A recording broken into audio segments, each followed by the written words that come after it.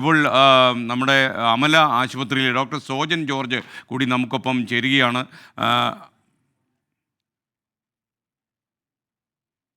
Doctor Sojan George നമുക്കൊപ്പം ചേരുന്നു. അദ്ദേഹത്തെ സൂരജ്, ഡോക്ടർ എന്താണ് പറയുന്നത്? എങ്ങനെയായിരുന്നു അദ്ദേഹത്തിൻ്റെ അന്ത്യം സംഭവിച്ചത്? എപ്പോഴായിരുന്നു അദ്ദേഹത്തെ അവിടെയൊക്കെ പ്രവേശിപ്പിച്ചത്?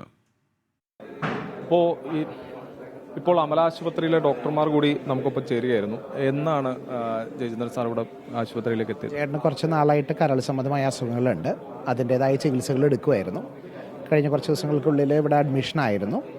അത് കഴിഞ്ഞ് ഇന്ന് പെട്ടെന്നൊരു അത്യാഹിതമായിട്ട് വിഭാഗത്തിൽ കുറച്ച് ശ്വാസം കിട്ടാൻ പ്രയാസമൊക്കെ ആയിട്ടാണ് ഇവിടെ വന്നത്. ഇന്നാണ് ഹോസ്പിറ്റലിൽ വന്നത്? ഇന്നാണ് ഹോസ്പിറ്റലിൽ എത്തിയത്. കഴിഞ്ഞ കുറച്ച് ദിവസങ്ങൾ മുമ്പായിട്ട് ഇവിടെ അഡ്മിറ്റായിരുന്നു, നമ്മുടെ ചികിത്സയിലായിരുന്നു.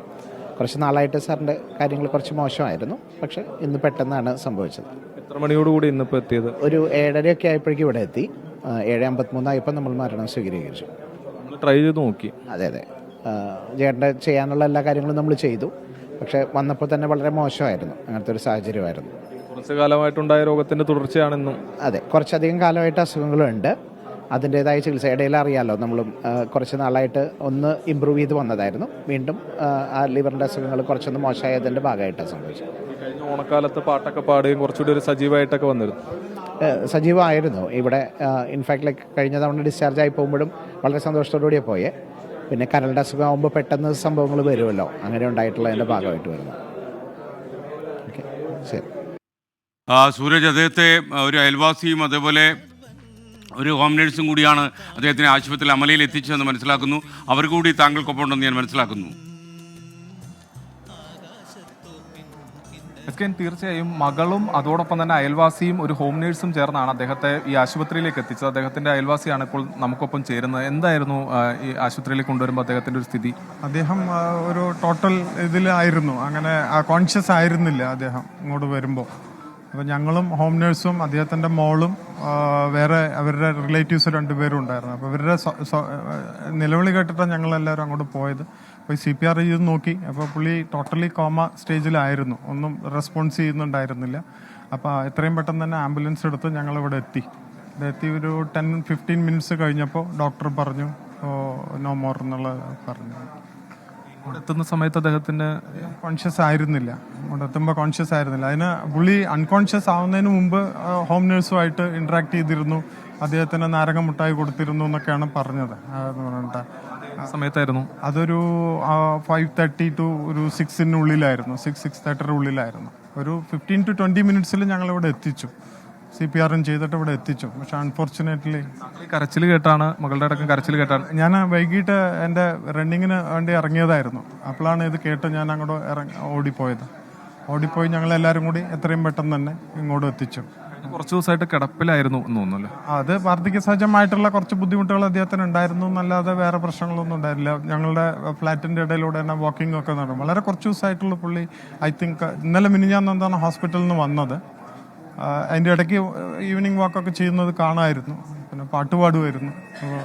അദ്ദേഹത്തിൻ്റെ ഹോം നേഴ്സുമായിട്ട് ചേർന്ന് അദ്ദേഹം വരികൾ ഇട്ട് കൊടുക്കും, ബാക്കി ഇതാരാ പാടിയതെന്ന് ചോദിക്കും, അങ്ങനെയൊക്കെ പറയുന്നുണ്ടായിരുന്നു. പക്ഷേ ഇപ്പോൾ ഇതാണ് സ്ഥിതി. ഇപ്പം ഞങ്ങളിവിടെ എത്തിച്ചു. പക്ഷേ ഇവിടെ എത്തിയപ്പോൾ തന്നെ അദ്ദേഹം മരിച്ചു എന്നുള്ളതാണ് നമുക്ക് കിട്ടിയ ഡോക്ടേഴ്സ്. അതാണ് ഈ വലിയ കരച്ചിൽ കേട്ടാണ് ഈ അയൽവാസി അങ്ങോട്ടേക്ക് എത്തുന്നത്. ആ സമയത്ത് മകളും ഹോം നേഴ്സും ഒക്കെയാണ് ഉണ്ടായിരുന്നത്. ആ ബന്ധുക്കൾ ഇപ്പോൾ ഈ റൂമിലേക്ക് പോകുന്നതാണ്. ദൃശ്യങ്ങളിലേക്ക് പോയി കഴിഞ്ഞാൽ മകളടക്കം ജയചന്ദ്രനെ കാണുന്നതിന് വേണ്ടി പോകുന്ന ദൃശ്യങ്ങളാണ് ഇപ്പോൾ കാണുന്നത്. അവർ മുറിക്കകത്തേക്ക് കയറിയിട്ടുണ്ട്. മൃതദേഹം സൂക്ഷിച്ചിരിക്കുന്ന മുറിക്കകത്തേക്ക് അവർ കയറുകയും ചെയ്തിട്ടുണ്ട്.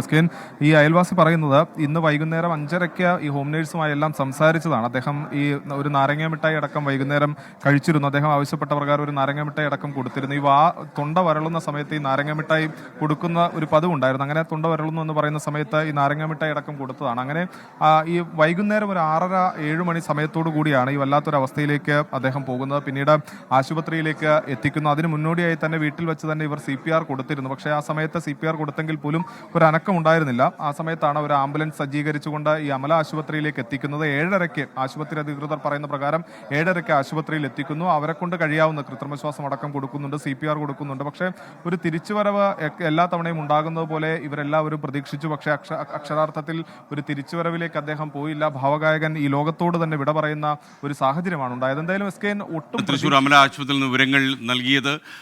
ഡോക്ടേഴ്സ് പരമാവധി ശ്രമിച്ചെങ്കിലും അദ്ദേഹം മരണത്തിന് കീഴടങ്ങിയായിരുന്നു. കുറച്ചധികം കാലമായി അദ്ദേഹം ക്യാൻസർ രോഗബാധിതനായിരുന്നു, അങ്ങനെ ചികിത്സയിലായിരുന്നു.